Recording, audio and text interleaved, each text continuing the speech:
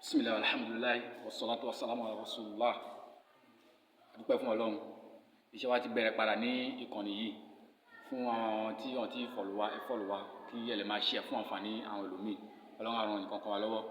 Eléyìí ni maza ba'da Ramadan, kí ló kàn lẹ́yìn Ramadan. Gbogbo àná la gba Ramadan tá a ṣiṣẹ́ oríṣiríṣi kọ́lọ́n gbà lẹ́sìn fún ẹnìkan kan wa.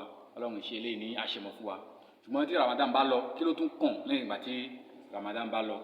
Kí wá ní Ramadan gan tí àwọn afá pè wọ́n ti pè ní ilé ẹ̀kọ́ ní Ramadan jẹ́ fún wa. Gbogbo iṣẹ́ tá a ṣe akínu agbawẹ̀ anáwó adìdídìde lóru àti oríṣiríṣi àṣetìláwà ṣàdúrà gbogbo ẹ pátápátá ẹ̀kọ́ ní fún wa. Ilé ẹ̀kọ́ ní Ramadan jẹ́ fún wa. Tí Ramadan bá ti lọ bí a ṣe lo láìfù wa nínú Ramadan ká máa continue. Àpẹẹrẹ pé Ọlọ́run gba iṣẹ́ rẹ̀ yàn ni pé ètò ìnáwó bá ti ṣe tán tó tún rí mi ṣe Ọlọ́run ká ṣe ọ̀pọ̀lọpọ̀ iṣẹ́ rẹ̀. Kí ló wá kàn ní Ramadan? So nǹkan àkọ́kọ́ tó kàn lẹ́yìn ìgbà tí Ramadan bá ti lọ náà ni situ Shawwal, àwẹ̀ mẹ́fà tí a máa ń gba nínú oṣù tí a wà yìí. Ó dẹ̀ ń lọ ó dẹ̀ fẹ́ tán ṣùgbọ́n òrùn tó wà lóko tó aṣọ gbẹ àwọn tá àti ìgbà ká ṣe kí ni ká bẹ̀rẹ̀ sí máa gbà. Ànábì ní tó bá ti gba Ramadan tán lẹ́yìn náà ó ti wá tẹ̀lé pẹ̀lú mẹ́fà nínú oṣù Shawwal tí ó dàbí kó fi odidi ọdún kan tó fi gbà wẹ̀ ìsàn tó wà fún nìyẹn. So ẹlòmíì tó bá ti lè bọ́ lẹ́rú Ramadan báyìí ó ti di Ramadan tó ń bọ̀.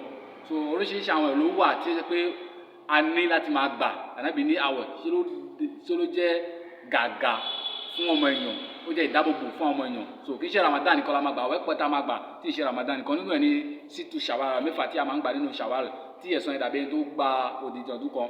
Nínú àwọn tó ń gbà ni pé ayyamul bid, àwọn àwẹ̀ ọjọ́ funfun 13, 14, 15. Nínú ẹ̀ ní àwẹ̀ yawmul Arafah, àwẹ̀ tá a máa ń gbà tí ọdún bá ti kù, ọdún Iléyá bá kù ọ̀la. Nínú ẹ̀ ní Ashura àti Tashura tí Yorùbá máa ń pè ní Ashura àti Tashura. Nínú ẹ̀ ní àwẹ̀ Monday, Tuesday. So gbogbo àwọn eléyìí àǹfààní ló jẹ́ fún wa. So tá a bá ti ń gbà oore tó pọ̀ wà nú ẹ̀. So nínú nǹkan tá a máa ṣe tá a tún máa mójútó lẹ́yìn Ramadan tó lọ náà ni as-salawatu khams, irun kíkí lẹ̀ márùn lójoojúmọ́. Irun kíkí lẹ̀ márùn lójoojúmọ́. Ramadan ló lọ lẹ́yìn ìgbà tí Ramadan bá ti lọ lè bá ẹlòmíì ní mọ́sálásí mọ́ tó sì jẹ́ kó rí bẹ́ẹ̀. Ramadan kọ́ là ń sìn, Ọlọ́run là ń sìn. Irun kíkí wà kí Ramadan tó dé. Irun kíkí gbọ́dọ̀ tún wà lẹ́yìn ìgbà tí Ramadan bá ti lọ. Ọ̀pọ̀lọpọ̀ wa náà ni ètò máa ń ṣe ìyànra àlùjù náà ni pé tí a bá ní wọ́n ti ró èṣù lẹ́nìí mọ́sálásí máa kún fọ́n ni bí a fẹ́ kí aṣáàmù lẹ́nìí mọ́sálásí máa kún gbogbo valanda mọ́sálásí ló máa kún. Ṣùgbọ́n pẹ̀lú ìyàlẹ́nu ni pé kí Ramadan tó dé ìlàjì ẹ máa rí tí mọ́sálásí máa dá sí méjì, kí Ramadan tó tọ́ mọ́sálásí máa padà sí dédé bó ṣe wà tẹ́lẹ̀. Ìbéèrè wa ni pé ṣé àwọn yẹn ṣé wọ́n ti kú ni àbí wọ́n ti padà sí wọ́n ti lọ sí site àbí wọ́n ti kúrò ládùúgbò. So tó sì jẹ́ kó máa rí bẹ́ẹ̀. So bí a ṣe ń ṣe ní Ramadan la máa ṣe nígbà tí Ramadan bá ti lọ. A máa kí ìṣá yìí a tún máa dúró kí aṣáámú tí tàràwí tá a mọ̀ sí aṣáámú rákà mẹ́wàá. A tún máa tó wá jí lóru, a tún máa kínu, a tún jẹ sàrẹ̀. Gbogbo àwọn nǹkan yìí là ń ṣe tó sì ń ràn wá lọ́rùn. Ṣùgbọ́n Ramadan bá ti lọ tipátipá lèlómi fi ké àsùbá nínú jàmá ẹlòmí ò tiẹ̀ kí gan pàpà. So tó sì jẹ́ kó rí bẹ́ẹ̀. A máa mójútó àwọn ohun wákàtí márùn-ún wa, a sì máa mójútó kúrà nígbà tó kù mẹ́wàá ẹlòmí aago kan ló ti dìde, aago méjìlá, aago méjì, aago mẹ́ta. Ó wá lọ Ramadan wá lọ sọ, ó wá dẹni tó ṣe pé kò jì mọ́ tó sì jẹ́ kó rí bẹ́ẹ̀ Ọlọ́run ràn wá lọ́wọ́. So a máa jí, a máa kínu àdè máa mójútó àwọn náfìlà wa pàápàá jùlọ ká máa jí kínu. Ká máa jí kínu. Ànábì sallallahu alaihi wasallam nínú àpọ̀nlé mùmínì ó náà ni pé àpọ̀nlé mùmínì ni pé kó máa jí kínu lóru inú àpọ̀nlé ló jẹ́ fún mùsùlùmí. Kódà yín tó bá jí tó bá ṣe tàjú tó bá jí kínu tí ó máa dàbí pípà lásán níwájú ọ̀tá ni. Ṣùgbọ́n tó bá ti ń jí tó ń kínu ó máa sàn níwájú ọ̀tá ni kò lè rí nǹkan kan ṣe fún un. Orí tó bá yẹ ká àsìkò wà ní ó jẹ́ kí n sọ ìtàn yìí nínú àwọn tí ó máa ń lò mí èkùnkùn yẹn àwọn àjàbí kílẹ̀ ti pè wọ́n ó fẹ́ lọ kọlù àfáà kan ọjọ́ kọ̀ọ̀kan ọjọ́ kìíní ọjọ́ kẹta ó bá lórí náfìlà ni kò sí tẹ́yìn bá ti parí ọ̀tàn yẹn ṣùgbọ́n padà sọ fún pé àfáà yìí agbára ń bẹ lọ́wọ́ yín. So ẹni tó bá ń jí kínu ó máa strong ọ̀tá ò ní ní kápá lórí ẹ̀ ṣùgbọ́n ẹni tó bá jí kínu tí ó máa dàbí pípa lásán àṣọ wọn máa fi ṣeré ni. So nínú nǹkan tó máa mójútó ní ẹnu kéèké àti kìyàmù láìl. Nínú nǹkan tó máa mójútó ní ìgbàlá bá ti lọ ní al-infaq, ìnáwó sójú ọ̀nà Ọlọ́run, sàdákà ṣíṣe. Àwọn èèyàn ṣe sàdákà lọ́pọ̀lọpọ̀ nínú Ramadan. Ẹlòmíì gbogbo ẹlòmíì ti promise máa ń pé gbogbo tó máa fi ṣe títí Ramadan máa fi tán òun ló máa ń gbé wá. Ẹlòmíì ti promise gbogbo tó máa fi jẹ sààrì títí Ramadan máa fi tán òun ló máa ń gbé wá. Oríṣiríṣi àwọn ìnáwó téèyàn ṣẹ̀ṣẹ̀ béèrè fún ẹlòmíì kó lọ sí àwọn radio station ó ń fún àwọn èèyàn lẹ́bùn lóríṣiríṣi ọ̀nà. Ẹnìkan ní àwọn kan wà lójú kò nìkan kàn kọjá ó kàn dúró ni ó fún wa ní 20,000 pé káwọn fi ṣínú láì béèrè.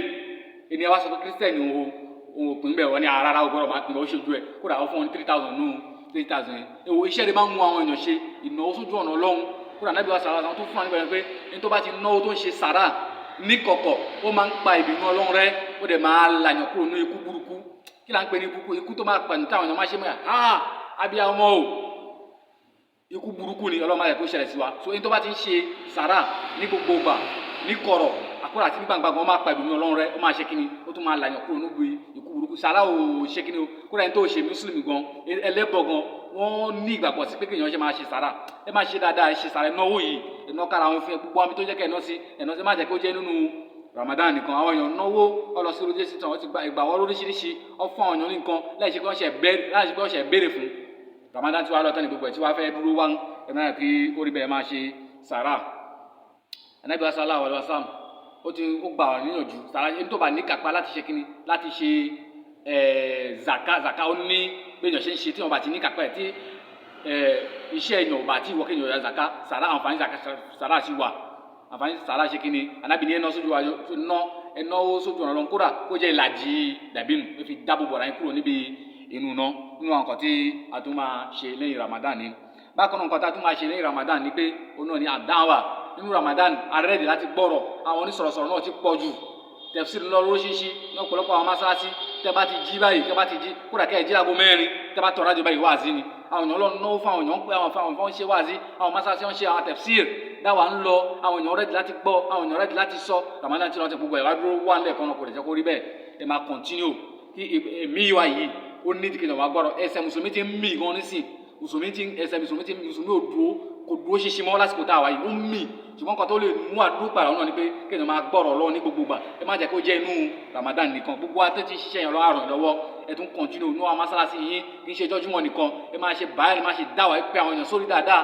ẹ lọ sórí ilé sẹ́sọ̀ ẹ sọ fún àwọn àfà ẹ sọ fún alẹ́jọ pé àwọn àfà kọ́ máa sọ̀rọ̀ káwọn èèyàn máa gbọ́ wáàzí ó ti jẹ́ nǹkan tó ṣe wá ní àǹfààní tó pọ̀ bákan náà ni pé nínú àwọn nǹkan tí a tún máa ṣe nínú Ramadan náà ni pé àdúà wa tilawatul Qur'an àdúà lọ́pọ̀lọpọ̀ kì í ṣe nínú Ramadan nìkan náà ló ń gba àdúà o ẹ kọ́kọ́ lọ dìyẹ mú náà nínú Ramadan àwọn èèyàn máa ẹlòmíì á máa tẹ́ ẹ fẹ́ lè bèrè lọ́wọ́ pé ṣé o fẹ́ gbà sáàmà lọ́wọ́ Ọlọ́run ni nínú nǹkan tó ti ń bèrè lọ́wọ́ Ọlọ́run Ramadan ti wá lọ tán ti wá dé ẹni tó ṣe pé kò tẹ̀ ọ́ sọ́ lọ́mọ́ kò yẹ kó rí bẹ́ẹ̀ ẹ máa tẹ́ lọ́wọ́ ẹ bèrè lọ́wọ́ Ọlọ́run ó ń bẹ ẹ bèrè nǹkan tẹ́ fẹ́ ní kẹ́ ẹ bèrè lọ́wọ́ Ọlọ́run ṣe tán láti fún wa tọ́lọ́run jọ̀ọ́ dákun kó gbàdúrà nìkan kan ẹ máa ṣàdúrà lọ́pọ̀lọpọ̀ kì í ṣe Ramadan nìkan náà àdúrà ti ń gbà kò sígbà tí àdúrà kì í gbà ká máa jẹ́ ní tó ń ṣe déédéé ká máa ṣàdúrà pẹ̀lú àwọn májẹ̀mú ẹ̀ kọ́lọ́n gbàdúrà nìkan kan nínú nǹkan tá a máa tún mọ́jú tó náà ní tilawatul Qur'an àwọn èèyàn ka Qur'an gan nínú Ramadan ní tó palẹ̀ àlùkò òdìdí Qur'an nìkan ní tó palẹ̀ méjì ní tó palẹ̀ mẹ́ta láàrin 29 days Ramadan bá lọ tọ́lọ́ sí ó wá dé pé ní gbogbo